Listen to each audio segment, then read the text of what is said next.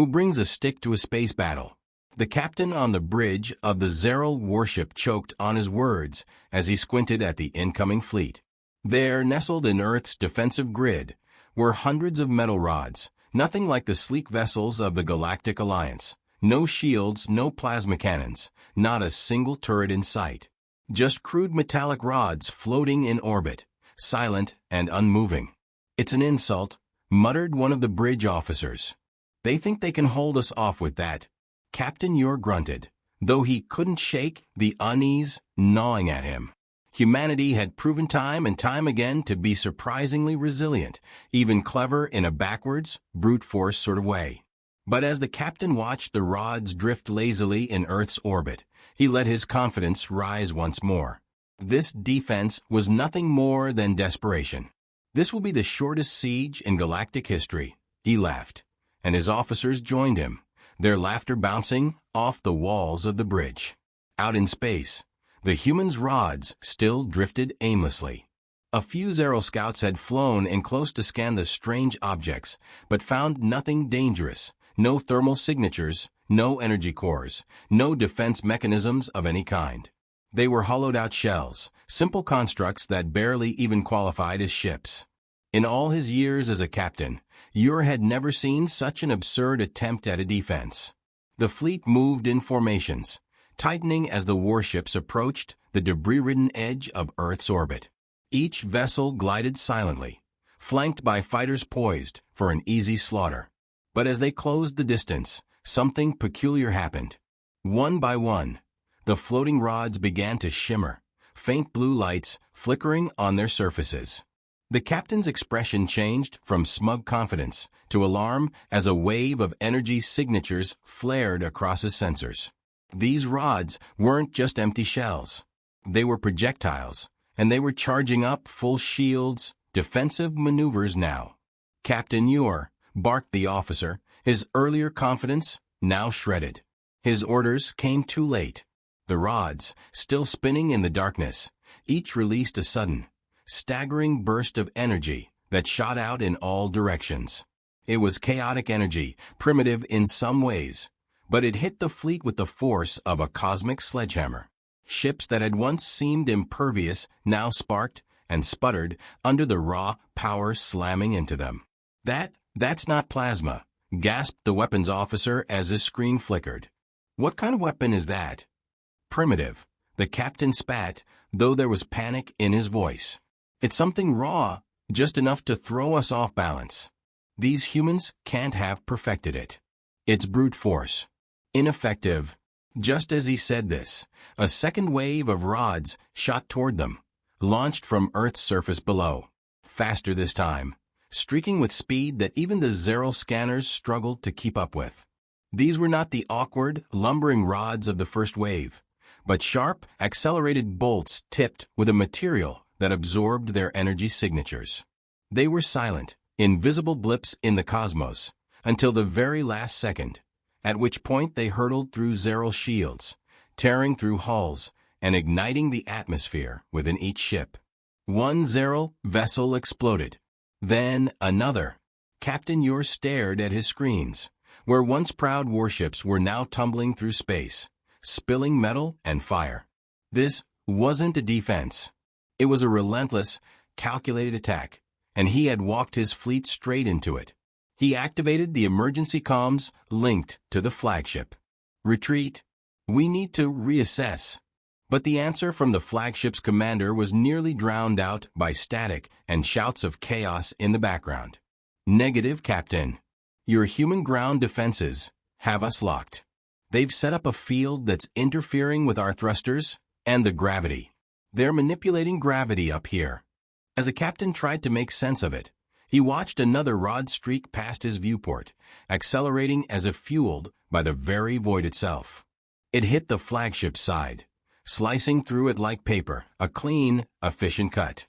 Ure had heard whispers of human technology, of their crude yet strangely effective methods for harnessing energy, but he'd never imagined they could be this ruthless.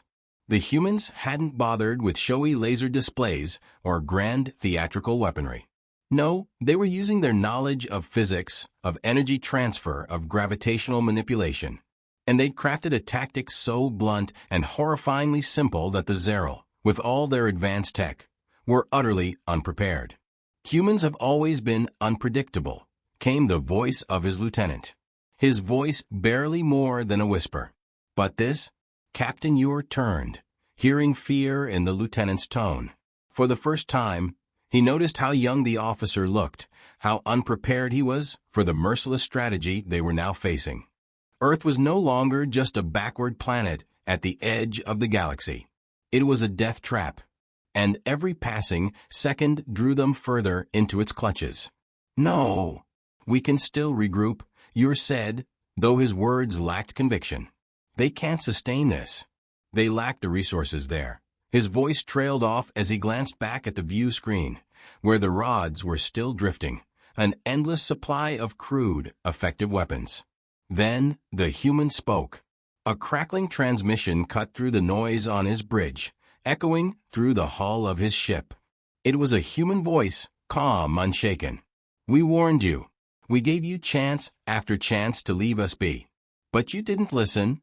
The Zeral officers fell silent, each one turning to the bridge speakers, transfixed by the sound. There was something disquieting about the calmness, the almost casual tone in the human's voice. "We don't need grand fleets," the voice continued.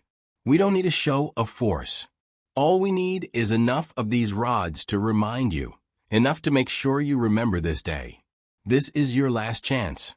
Turn back, or every one of you will face Earth's wrath." Captain Ure could hardly process the words, his mind racing. The Galactic Alliance had laughed off Earth's warnings, ignored their pleas for peace, scoffed at their requests for respect. And now, the humans had finally had enough. With an agonizing groan, the flagship's engine sputtered, then exploded, sending a shockwave rippling through the Zeral fleet. One by one, the scattered remnants of their once mighty ships were torn apart by the gravitational anomalies the humans had triggered in orbit, twisted and shattered by the forces they barely understood. As his ship rocked violently, Captain Ure clutched his console, unable to ignore the terror that now gripped him. The humans weren't fighting with pride or ego. This was vengeance, simple, unyielding payback. And it was delivered with a cold finality that left no room for negotiation or retreat. The captain knew, as his ship's hull groaned under the pressure of Earth's invisible grip, that he would not survive to tell the tale. No one would ever forget this day, the day humanity snapped. Captain Ure struggled to stay upright as the bridge shook with the relentless impact of Earth's improvised weaponry. The humans had transformed the battlefield into a nightmare, one that no Zeral officer had prepared for. Each attempt to stabilize the ship brought a fresh wave of alarms and damage reports across every console. The crew's once confident expressions had crumbled into dread. Ure could feel it too. The humans weren't fighting for victory or honor. They were simply making an example of the invaders. "This can't be happening," whispered one of his lieutenants, staring wide-eyed at the scenes unfolding on the monitors.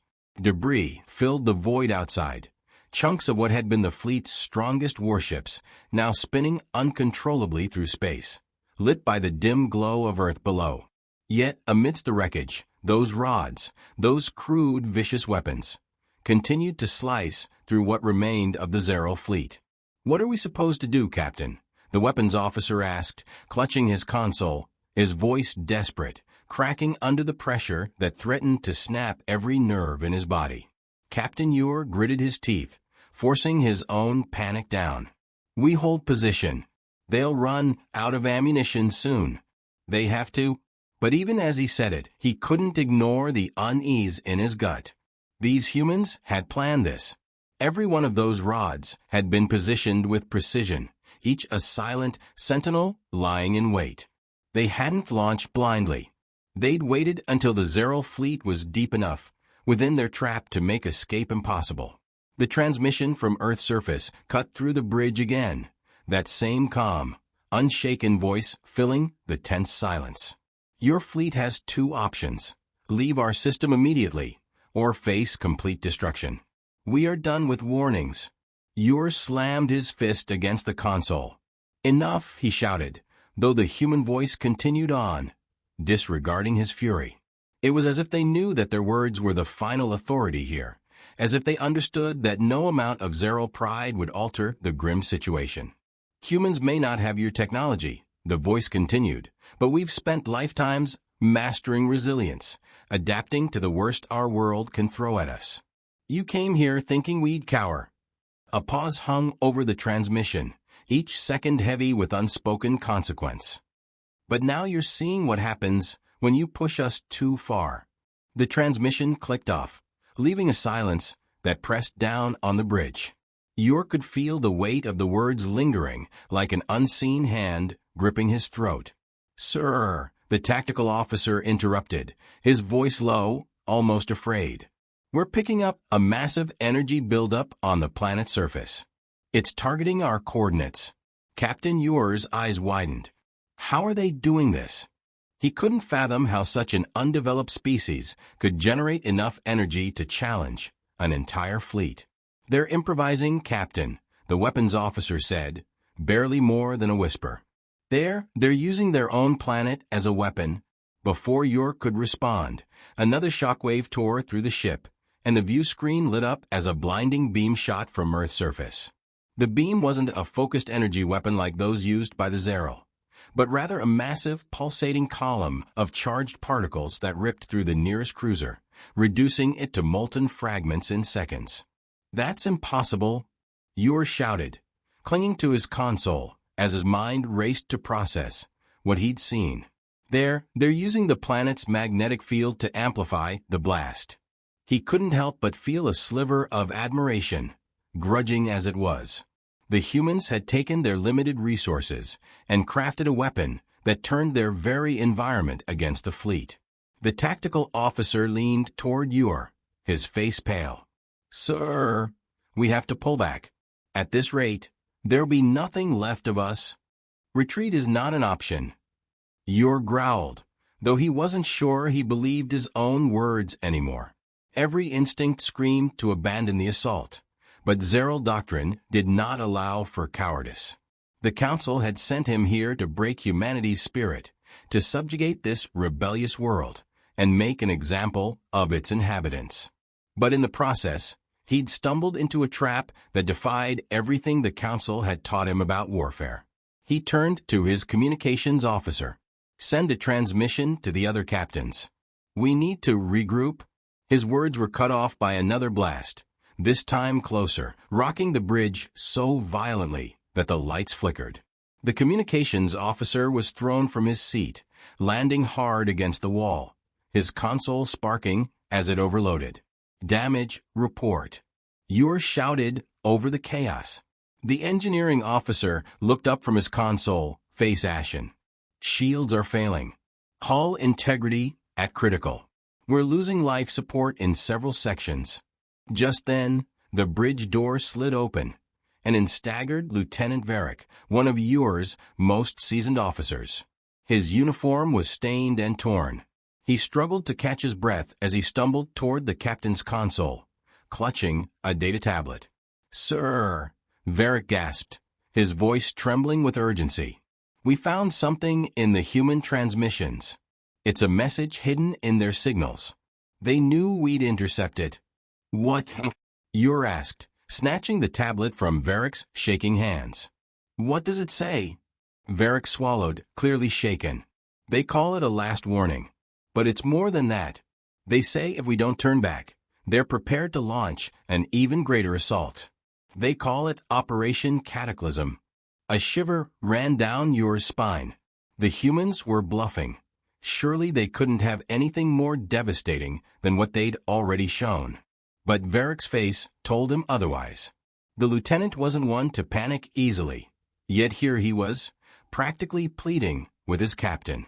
Yor looked around the bridge, seeing the faces of his officers, the fear in their eyes, the doubt that no words could dispel.